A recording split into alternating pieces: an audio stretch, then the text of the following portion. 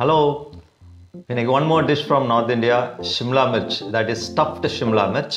I mean capsicum. It's a very tasty dish, ideal side dish for chapathi.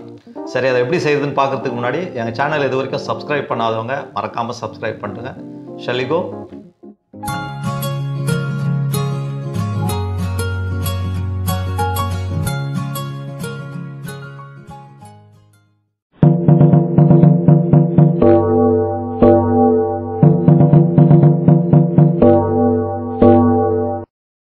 Capsicum 4,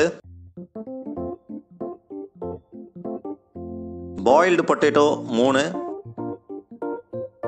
grated carrot 2 numbers, chopped onion 1, chopped ginger garlic each 1 teaspoon, பச்சைமிளகா 2,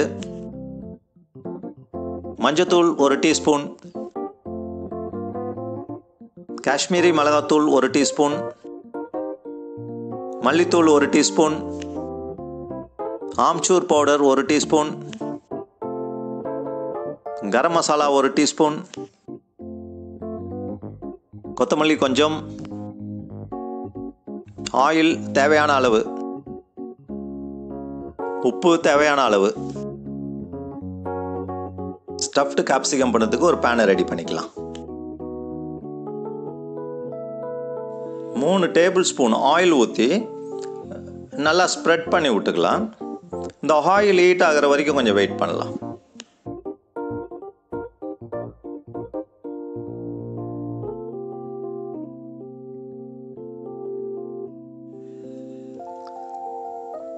எண்ணெய் நல்லா heat ஆயிடுச்சு. இப்போ 1 teaspoon jeera சேர்த்துக்கிறேன், ஜீரகம்.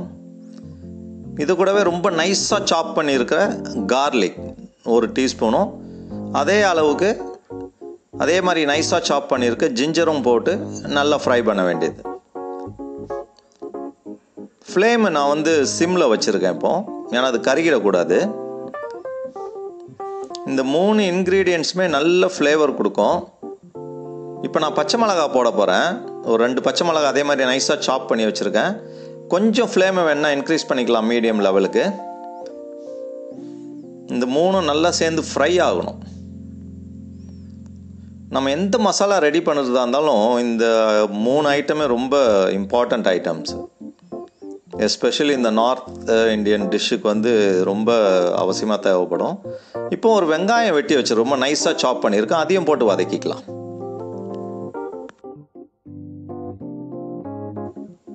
வெங்காயத்தை நம்ம ரொம்ப ஃப்ரை பண்ணக்கூடாது, ப்ரௌன் ஆகிற மாதிரி. கொஞ்சம் அந்த டிரான்ஸ்பரண்ட் லெவலில் வரும்போதே ஸ்டாப் பண்ணிக்கலாம். இப்போ நம்ம ட்ரை மசாலாஸ்லாம் ஆட் பண்ணிக்கலாம். 1 டீஸ்பூன் மஞ்சத்தூள் போட்டுக்கிறேன். இந்த ட்ரை மசாலா நம்ம ஃப்ரை பண்ணும்போது எப்போதுமே ஃப்ளேமை சிம்மில் வச்சுருங்க, இல்லைனா ஒரு மாதிரி கருகிடும். இப்போ 1 டீஸ்பூன் காஷ்மீரி மிர்ச் பவுடர், காஷ்மீரி மிளகாத்தூள் போடுறேன். அது நல்ல கலர் இருக்கும். ஏற்கனவே நான் சொல்லியிருக்கேன் என்னுடைய வீடியோஸில். காரமும் கொஞ்சம் கம்மியாக இருக்கும், நம்ம ஏற்கனவே பச்சை மிளகா போட்டிருக்கோம். அடுத்தது 1 டீஸ்பூன் தனியா பவுடர். இது எப்போதுமே நல்ல ஒரு ஸ்மெல் இருக்கும், இது போட்டோம்னா டேஸ்ட்டும் கொஞ்சம் டிஃபர் ஆகும் நல்லா. இதையும் போட்டு நல்லா ஃப்ரை பண்ணிங்க. மறக்காமல் ஃப்ளேமை சிம்லேயே வச்சு ஃப்ரை பண்ணுங்கள் ட்ரை மசாலா பண்ணும்போது. அடுத்தது ஒரு 2 கேரட்டை நல்லா கிரேட் பண்ணி வச்சுருக்கேன், அதையும் போட்டு நல்லா வதக்கிக்கலாம்.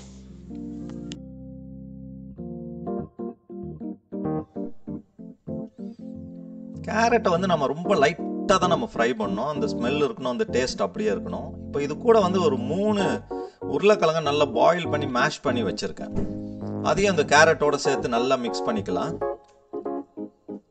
இந்த உருளைக்கிழங்கும் கேரட்டும் நல்லா சேர்ந்து வரணும். இதுக்கு பிறகு ஒரு ஃபைனல் டச், அது எப்போதுமே கரம் மசாலா லாஸ்ட்டாக தான் ஆட் பண்ணணும், அப்போ தான் அந்த ஃப்ளேவர் அப்படியே இருக்கும். ஒரு டீஸ்பூன் கரம் மசாலா ஆட் பண்ணிக்கிறேன். இதுக்கு பிறகு இன்னொரு important item amchur powder, dry mango பவுடர்னுவாங்க. இது எல்லா டிபார்ட்மெண்ட் ஸ்டோர்லேயும் கிடைக்கும். இது most of the north Indian dishes, especially இந்த ஸ்டஃப்ட் ஐட்டத்துக்கு இது இல்லாமல் செய்யவே மாட்டாங்க. இது நல்ல ஒரு புளிப்பு டேஸ்ட் கொடுக்கும். சாப்பிட்டு பாருங்கள் நீங்கள் செஞ்சு, ரொம்ப அருமையாக இருக்கும்.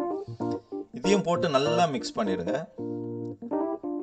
அப்புறம் ஒரு ஹேண்ட்ஃபுல் ஆஃப் கொத்தமல்லி வச்சுருக்கேன். இது அடிஷ்னல் ஃப்ளேவர். இதையும் போட்டு இந்த உருளைக்கிழங்கு கேரட் எல்லாம் நல்லா மிக்ஸ் ஆகி ஒரு மசாலா ஆக்கிடலாம்.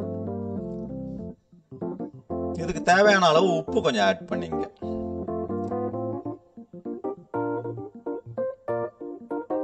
இப்போ இந்த மசாலா இஸ் ஆல்மோஸ்ட் ரெடி. இப்போ நம்ம கொத்தமல்லியும் போட்டு ஆட் பண்ணிடலாம். ஸ்டஃபிங்க்கு மசாலா இப்போ ரெடி ஆயிடுச்சு. ஸ்டவ் ஆஃப் பண்ணிடலாம்.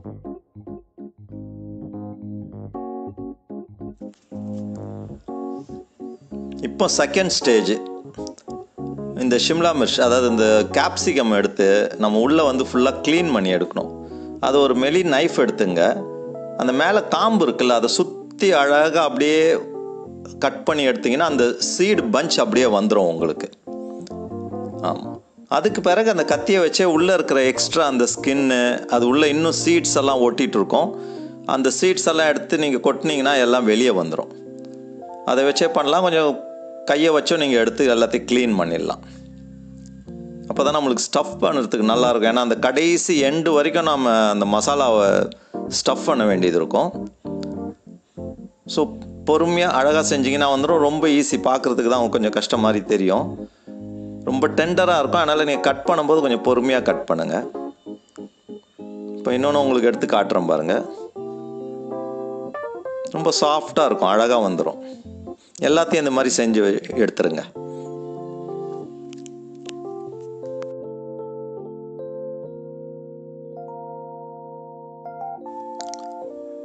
இப்போ நான் 4 இதையும் கேப்சிகமே நான் எல்லாம் க்ளீன் பண்ணி எடுத்துகிட்டு பாருங்கள். எல்லாம் ஹாலோவாக இருக்குது. இந்த அடியில் வந்து சில நேரத்தில் நம்ம ஃப்ரை பண்ணும்போது நிற்காது. அதுக்காக லைட்டாக கட் பண்ணேன். இப்போ காட்டினேன் பாருங்கள். அந்த மாதிரி லைட்டாக கட் பண்ணிக்கலாம். இப்போ நம்ம ஃபில்லிங் ஆரம்பிச்சிடலாம். ஸ்பூனில் எடுத்து நம்ம கொஞ்சம் கொஞ்சமாக உள்ளே அந்த இதை போடுங்க, உருளைக்கிழங்க. அந்த மசாலா வந்து கடைசி எண்டு வரைக்கும் போய் ரீச் ஆகணும். இந்த ஸ்பூனுடைய பேக் சைடை நீங்கள் யூஸ் பண்ணிக்கலாம். அதை வச்சு நல்லா குத்தி விட்டுக்கலாம் உள்ளே. எதுக்குன்னா அந்த மசாலா வந்து நல்லா டைட்டாக இருக்கணும். அப்போ தான் வேகும் போது ஃபுல்லாக வேகும், நல்லாயிருக்கும் நம்மளுக்கு சாப்பிட்றதுக்கும். எல்லாம் அடியில் வந்து காலியாக இருக்கும், மேலே வரைக்கும் நிறைஞ்சு இதாக இருக்கும். அதில் ஃபுல்லாக ஃபில் பண்ணுங்கள். கொஞ்சம் கொஞ்சமாக பொறுமையாக ஃபில் பண்ணுங்கள். அந்த ஸ்பூன் பேக் சைடை வச்சு நல்லா உள்ளே குத்தி விட்டுருங்க. இந்த மாதிரி எல்லாம் நம்ம இதையும் நம்ம இன்றைக்கி நான் வந்து உங்களுக்கு 2 விதமாக காட்ட போகிறேன். ஒன்று வந்து அப்படியே ஸ்டஃப் பண்ணி முழுசாக வந்து உங்களுக்கு ஃப்ரை பண்ணி காட்ட போகிறேன். சாம்பிளுக்கு ஒரு கேப்சிகம் நான் கட் பண்ணி ஃப்ரை பண்ணி காட்ட போகிறேன். பட் நார்மலாக ஃபுல்லாக தான் ஃப்ரை பண்ணுவாங்க. இது சில பேர் பண்ணுவாங்க, ஈஸியாக இருக்கும் நம்மளுக்கு சாப்பிட்றதுக்குன்ட்டு. நான் டெல்லியில் இருக்கும்போது நான் ரொம்ப விரும்பி சாப்பிட்ட ஒரு டிஷ் இது. நார்மலாக ஆஃபீஸ் கலீக்ஸ் எல்லாமே லஞ்சுக்கே எடுத்துகிட்டு வருவாங்க இதெல்லாம் சப்பாத்தியோட. அவ்வளோ நல்லாயிருக்கும். இது கேப்சிகம் மட்டும் இல்லை, இதே மாதிரி வந்து உங்களுக்கு பாவக்காயில் செய்வாங்க. ஸ்டஃப்டு கரையிலானுவாங்க. நான் ஒரு நாள் உங்களுக்கு செஞ்சு காட்டுறேன். அதுவும் இருக்குது நம்ம ஷெடியூலில். நல்லாயிருக்கும். அப்புறம் கத்திரிக்காயில் கூட ஸ்டஃப்டு பேங்குன்னு சொல்லி அதுவும் பண்ணுவாங்க.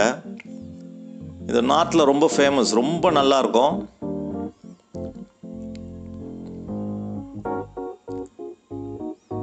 நல்லா டைட்டாக ஸ்டஃப் பண்ணணும். இதை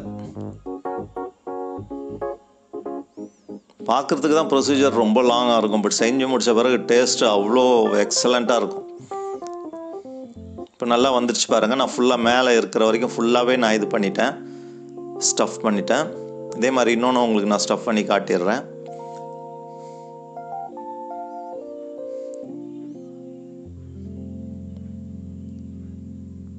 எல்லாத்தையுமே நீங்கள் கொஞ்சம் கொஞ்சமாக அது உள்ள எண்டு வரைக்கும் ரீச் ஆகிற மாதிரி பார்த்துங்க.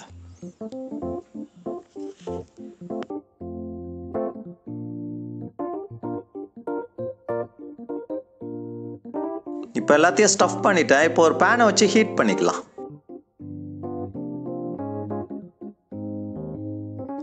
இப்போ பேன் காஞ்சிருச்சு.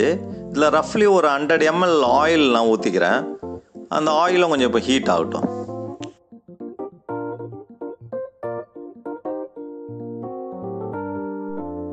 இப்போ எண்ணெய் நல்லா காஞ்சிருச்சு. இப்போ நம்ம ஸ்டஃப் பண்ண ஒரு 3 கேப்சிகம் இந்த பாத்திரத்துள்ள வைக்கலாம். எண்ணெய் படுற மாதிரி நிற்கிற மாதிரி ஸ்ட்ரைட் லெவல்லே வச்சுருங்க. இது மேலே ஒரு மூடி போட்டு நம்ம கொஞ்சம் நேரம் வேக விடலாம். அப்படியே நீங்கள் எடுக்கும்போது பாத்திரம் கொஞ்சம் டெப்த் அதிகமாக இருக்கிற பாத்திரமா எடுங்க. ஏன்னா மூடி போட்டால் மேலே அது மேலே டச் ஆகக்கூடாது. இப்போ கொஞ்ச நேரம் நம்ம மூடி போட்டு அது வேகட்டும். இது இப்போ வெந்துட்டு இருக்கட்டும். இந்த மீன்வாயில் நான் உங்களுக்கு ஏற்கனவே சொன்னேன் இல்லையா, இன்னொரு செகண்ட் டைப் வேறு மாதிரி ஒன்று ஃப்ரை பண்ணி காட்டுறேன்னு. கட் பண்ணி இந்த மாதிரி தான் கட் பண்ணணும். நாம் ஒரு 4ஆக கட் பண்ணிக்கலாம். இந்த 4ஆக கட் பண்ணி வச்சுக்கலாம். நாம் லாஸ்ட்டாக உங்களுக்கு நான் எப்படி ஃப்ரை பண்ணணுன்னு நான் காட்டுறேன். இது கொஞ்சம் ஈஸியாக இருக்கும் சாப்பிட்றதுக்கு. இது சில பேர் இந்த மாதிரி பண்ணுவாங்க, பட் மோஸ்ட்லி இந்த மாதிரி நம்ம ஃபஸ்ட் டைப் மாதிரி தான் பண்ணுவாங்க. ஃபுல்லாக தான் ஆக்சுவலி வேக விடுவாங்க. அப்படியே ஃப்ரை ஆகும், அந்த ஸ்டீம்லேயும் அந்த ஆயிலும் சேர்ந்து அப்படியே ஃப்ரை ஆகணும். அது வேறு ஒன்றும் இல்லை. இப்போ கொஞ்சம் நேரம் கழித்து நம்ம அதை கொஞ்சம் மாற்றி விடலாம்.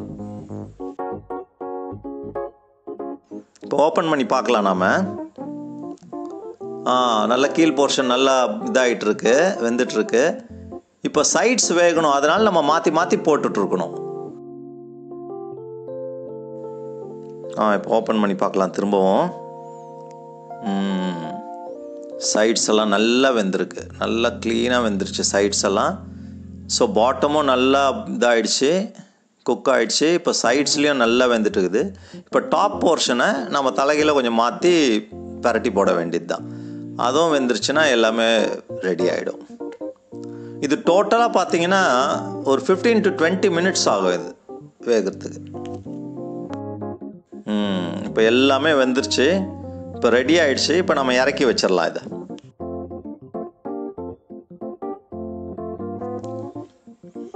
நம்ம ஆல்ரெடி கட் பண்ணி வச்சுருக்கோம்ல ஒரு கேப்சிகம், அதை எப்படி ஃப்ரை பண்ணலான்னு இப்போ பார்க்கலாம். அதுக்கு ஒரு பேனை ஹீட் பண்ணிக்கலாம் ஃபஸ்ட்டு. பட் அது ஃப்ளேமை சிம்லேயே வச்சுக்கலாம். நம்ம கட் பண்ணிக்கிற அந்த பீசஸ் மேலே, அந்த மசாலா மேலே ஆயில் வச்சு நம்ம ஃபஸ்ட்டு க்ரீஸ் பண்ணிக்கலாம். க்ரீஸ் பண்ணிவிட்டு இந்த பேன்லேயும் லைட்டாக ஆயில் ஊற்றிக்கலாம். அப்போ தான் நம்ம ஃப்ரை பண்ணும்போது அது ஒட்டாது, சீக்கிரமும் ஃப்ரை ஆகிடும்.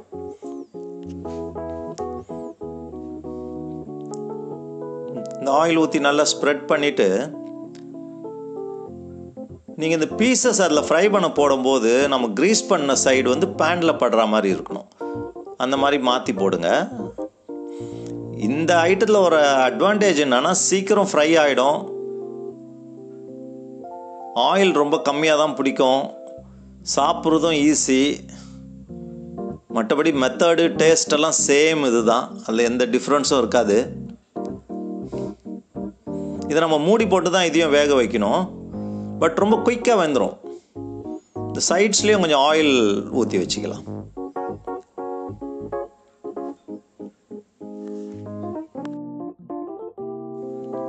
இப்போ ஓப்பன் பண்ணி பார்க்கலாம். இதை ஐ திங்க் நல்லா வெந்துட்டுருக்குது. ஒரு சைடு நல்லாவே ஃப்ரை ஆகிட்டுருக்கு. இதை எடுக்கும்போது கொஞ்சம் நாக்காகிடுங்க, ஏன்னா மசாலா சால நேரத்தில் தனியாக வந்துடும். அதை இதை விட்டு இதை அடுத்த சைடு நம்ம மாற்றி போட்டலாம். இது ஆக்சுவலி வந்து ஃப்ரை ஆகுறதுக்கு ஒரு 2 to 3 minutes தான் ஆகும். கொஞ்சம் சைட்ஸில் எண்ணெயை கொஞ்சம் ஊற்றி விட்ருங்க. மூடி போட்டு வேகிறதுனால சீக்கிரம் உங்களுக்கு ஃப்ரை ஆகிடும். ரொம்ப ஃபாஸ்ட்டாக முடிஞ்சிடும். இது அந்த ஸ்டஃபிங் டைம் தான் உங்களுக்கு, மற்றபடி ரொம்ப ஃபாஸ்ட்டாக முடிஞ்சிடும். இது திருப்பி மூடி போட்டு வச்சிடலாம். இப்போ ஓப்பன் பண்ணி பார்த்துடலாம். எல்லாமே நல்லா வெந்துருச்சு. இப்போ நம்ம ஸ்டவ் ஆஃப் பண்ணி சர்வ் பண்ண வேண்டியது தான்.